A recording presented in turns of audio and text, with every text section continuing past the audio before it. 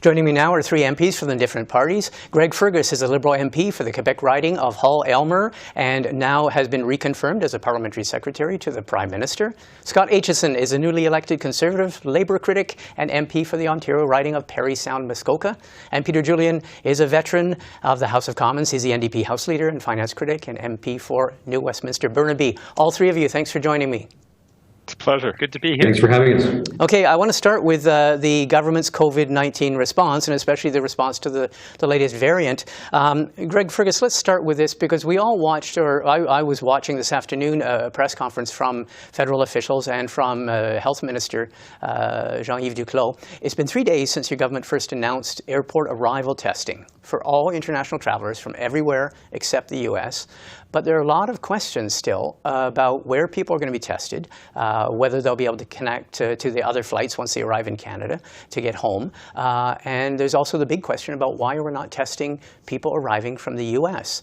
Why is there are there so many questions after 3 days after the announcement?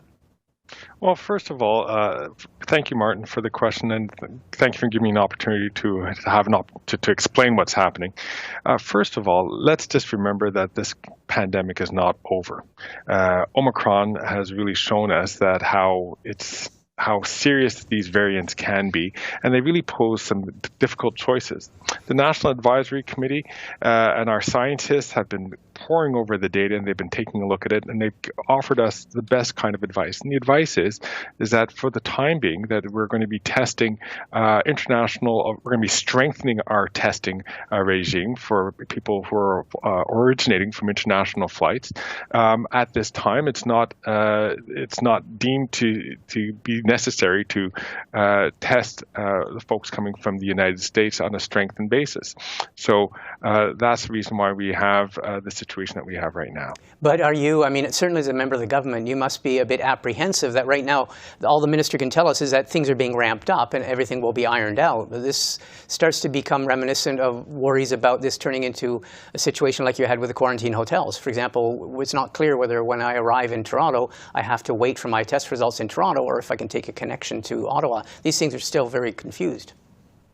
What is clear is that you're going to have to, if you're coming from an international destination outside the United States, you're going to have a test that's done before, and then you're going to have to wait for those results before you can, quarantine yourself until you can get the results from that test. Tests nowadays, we have more rapid tests that are able to give results in a much quicker time frame. So chances are people will still be able to go on into their other flights to do so, and that is what would allow them or allow to protect Canadians more safely. And it's also really important for people to remember, of course, that you need to get vaccinated. That's the best way for us to fight against this vaccine. And of course, for people to be getting on flights nowadays, you have to be fully vaccinated to get onto a flight. So that should provide us with that base level of protection, which is important. Okay, Scott Aitchison, you're watching the federal government's response. What do you make of it? Well, my questions are fairly similar to yours, Martin. We've been asking questions of this government about their new program for entering Canada. What kind of test is going to be required? These are the kinds of questions that Canadians have, and it feels very much like the government hasn't learned anything from the example you gave, the quarantine hotels, or how we managed this in the early days of the pandemic. Canadians are kind of getting tired of this, and I think that they expect their government to be a little better prepared and to give them some more details. The minister can't just trot out an announcement without any details. Canadians need more information, and that's what we keep asking for. We've asked that in the House of Commons again today during question period. And of course, we really didn't get any answers either. So we continue to ask for the government to give more details to Canadians, more information. It's going to make things work a lot smoother and make Canadians a lot more comfortable with what the government's announcing. Okay, Peter Julian, your reaction to the federal response to the Omicron variant so far?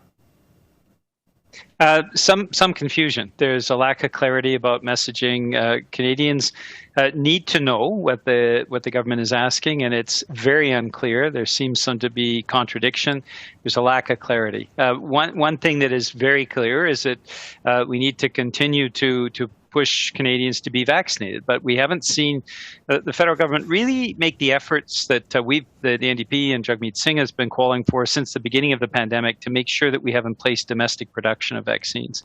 And there is the concern that regardless of domestic production, we also need to be waiving the vaccine patents so that we can ensure that in other countries around the world, on other continents, that we are really streamlining and increasing the vaccine uptake. And so we have to make sure that we're making smart decisions, not only in Canada, but around the world. And in that way, hopefully, we can bring this planet through this pandemic.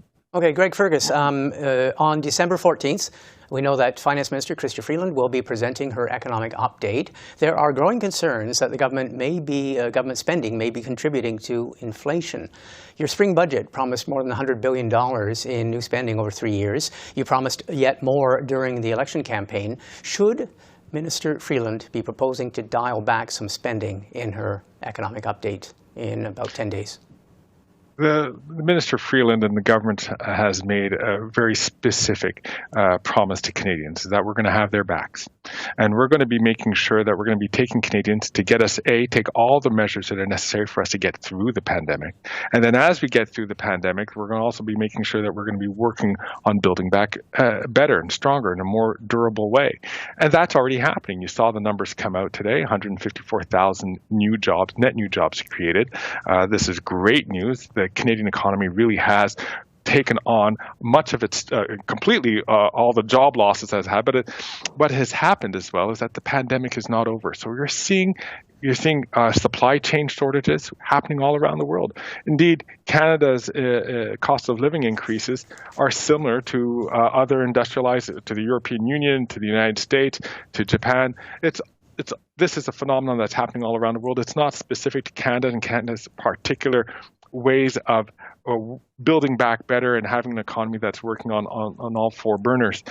What is really key is that we need to make sure that we take care of the affordability for Canadians. And that's the reason why you're seeing us create $10 a day daycare for families. That's why you're seeing increases in support for seniors. Okay.